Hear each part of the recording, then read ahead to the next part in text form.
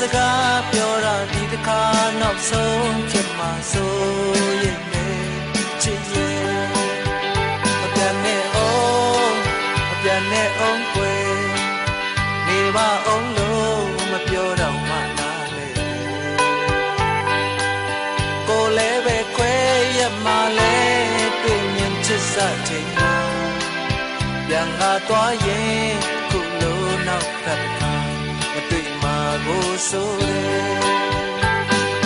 နေခြင်းမေမဲလဲကွယ်မနေနိုင်တော့ဘူးချစ်ရဲ့ဆိုင်ပြန်ရအောင်မယ်ခေါ်ခြင်းမေမဲလဲကွယ်မခေါ်ပိုင်မခေါ်ဝေါ်ဘူးကွယ်ဆိုင်ပြန်ရ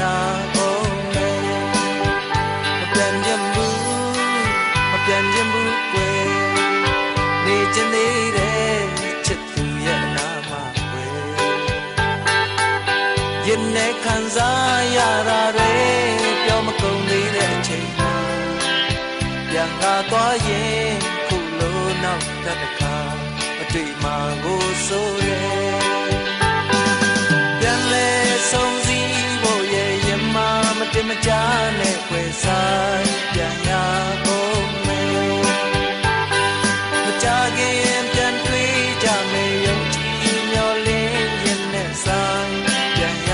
အောင်မယ်ကိုကဝေးဘယ်လောက်ဝေးနေဘယ်လောက်ဝေးလဲ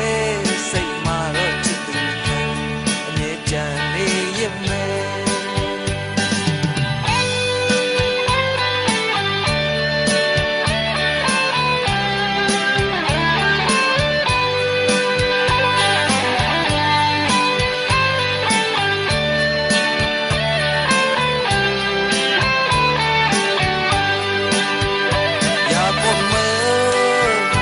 ผมเมื่อก่อนอยากผมเมื่อนานหันกันยังไม่ดีข้อความมันมีน่าเศร้ารักกันยังไม่ดีอย่าพาวางเป็ดว่าสิผ่านกว่าผู้อับจางคืนหัน